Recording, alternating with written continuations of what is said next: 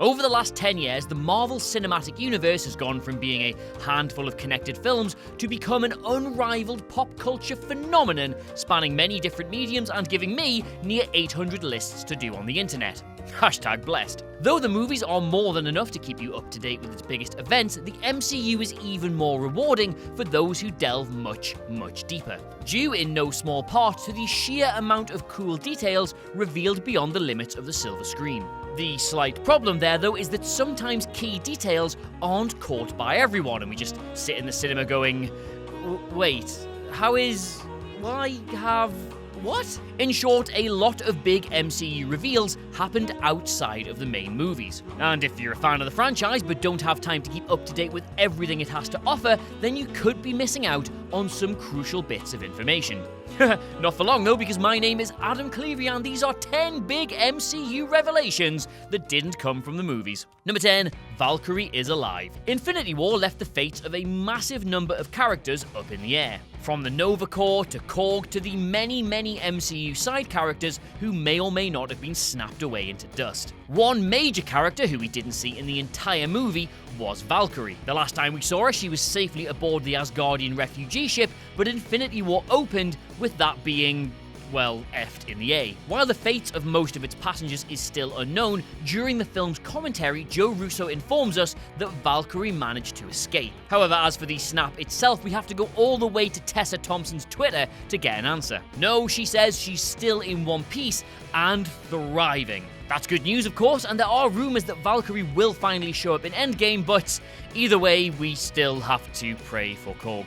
Number 9, T'Challa has been the Black Panther for a decade. The MCU isn't just movies and TV shows, it also contains a lot of comic books. These mostly come in the form of preludes or short stories intended to be read before the latest movie drops. Black Panther got one of these set roughly 10 years before the film itself. Early in the first issue, a scene from the first Iron Man movie is shown with King T'Chaka watching Tony's I Am Iron Man speech on a newsfeed. The caption states that this was merely hours ago, and on the next image, he says to T'Challa that he's held the mantle of Black Panther for merely a week.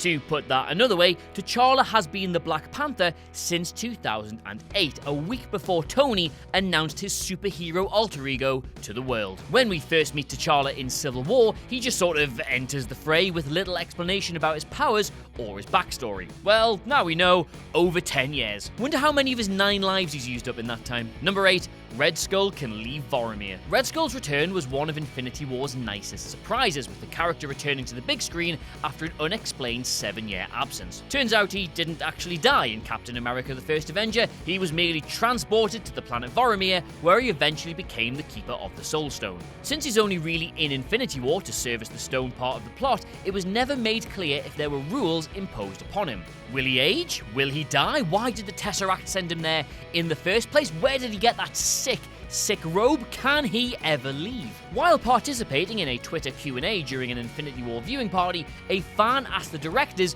whether or not Red Skull could ever depart Vormir. They answered that now Thanos has the Soul Stone, he could, which is obviously very interesting. Red Skull is free to leave Vormir, they said, and he is also free to pursue his desire for an Infinity Stone. Obviously, this opens the door for another Red Skull appearance in a future film, and the Russos' tease about him collecting a stone is especially tantalizing. Number 7, Samuel Stern survived. The Incredible Hulk is the black sheep of the MCU, that part of the universe that is technically family, but one that you wouldn't leave your kids unattended with. In terms of the movies, it has barely any connective tissue with the rest of the franchise, but fortunately, Marvel has shown it some love in their supplementary material. One of the biggest plot threads the film left dangling was Samuel Stern's fate. The last time we saw him on screen, he suffered a head wound that was infected with Bruce Banner's blood, which slowly began to enlarge his head.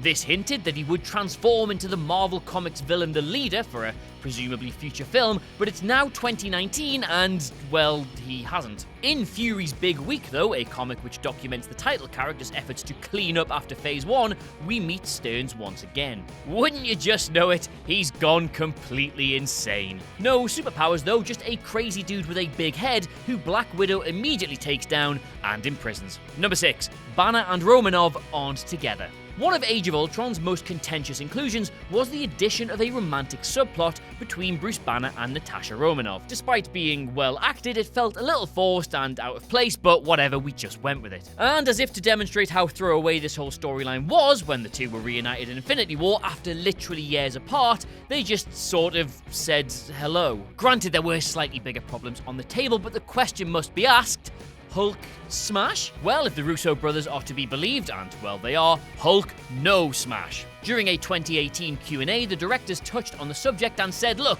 he disappeared for 2 years, she's pretty self-sufficient, she didn't wait around for him. There's a sort of unspoken truth that there is no need to be a spoken resolution. Read between the lines there though, and they're actually saying, look, this was a Joss Whedon storyline and we can't be arsed with it. Next, number 5, Thor used the Tesseract to repair the Bifrost. At the end of the first Thor film, the Bifrost, which is of course a method for instant transportation between the 9 realms, is destroyed. We're also led to believe that it is impossible for Thor to get back to Earth without it. But then in Avengers, he just sort of shows up on Earth anyway with a throwaway line about dark energy serving as our only explanation. At the end of the film, Thor uses the teleportation powers of the Tesseract to whisk him and Loki back to Asgard, and then in the Dark World, the Bifrost is magically repaired, and we never find out how. Again, this one is solved in an MCU comic where we learn that Thor used the power of the Tesseract to actually repair it. We see Thor land on Asgard with both Loki and the Tesseract in tow, then he and Heimdall quickly use the power of the blue cube to, and I quote,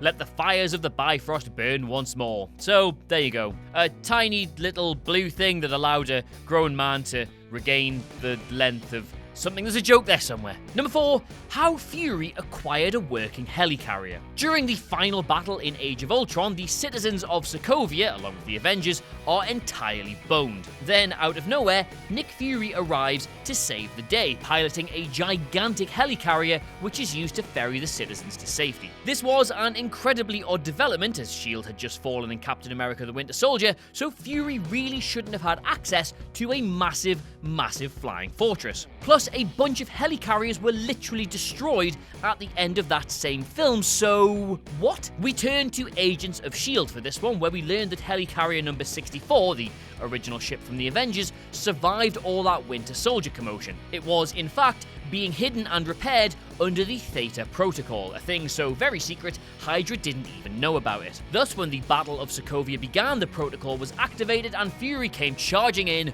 to the rescue. Ta-da! Number 3, why War Machine didn't help in New York. One of the slight problems with creating a cinematic universe is that it's hard to consistently explain why character X didn't show up in movie Y. Why didn't the other Avengers help in Iron Man 3? Why was nobody asked about Greenwich getting mullered in the Dark World? Are they all dead?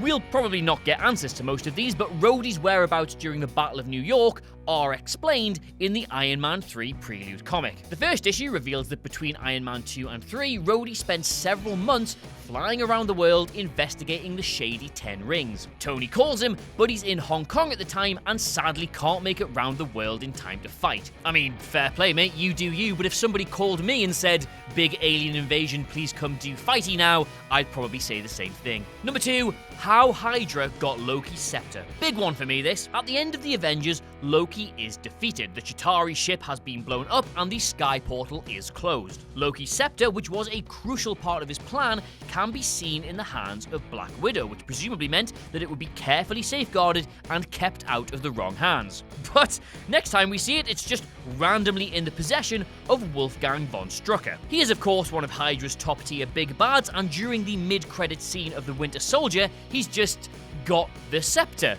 What the The answer lies in Avengers Age of Ultron's prelude, This Sceptered Isle. In the comic, the scepter is being studied by S.H.I.E.L.D. scientists Nicholas Cooper and Mark Smith. However, Mark absolutely hates his position and becomes disgruntled with S.H.I.E.L.D., thus turning against them. HYDRA catch wind of this, get to Mark, and exploit his motive, persuading him to kill Nicholas and steal the scepter in the process. He then promptly delivers it directly to Strucker at the HYDRA base in Sokovia. At the end of the comic, we see the Winter Soldier's mid-credit scene recreated on the page, which leads us directly into Age of Ultron. Number 1, Abomination was an Avengers candidate. In the Avengers, we see how heroes like Hulk, Cap, and Iron Man are recruited for the Avengers Initiative. Romanov visits Banner to convince him to join the team, Fury goes to see Captain America, and Coulson attempts to persuade Tony. The assumption here is that S.H.I.E.L.D. and the World Security Council had various different candidates in mind, and one of their earliest picks is absolutely horrifying.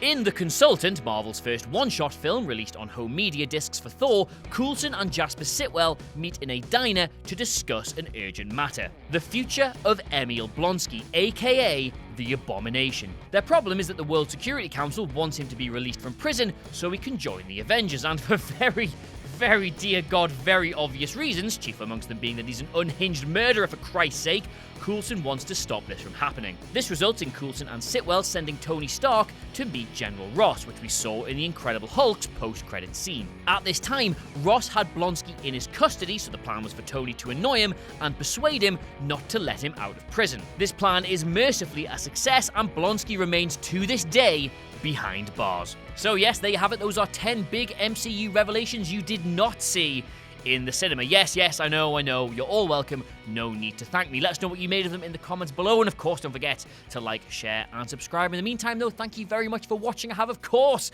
been Adam Cleary, and I will see you soon.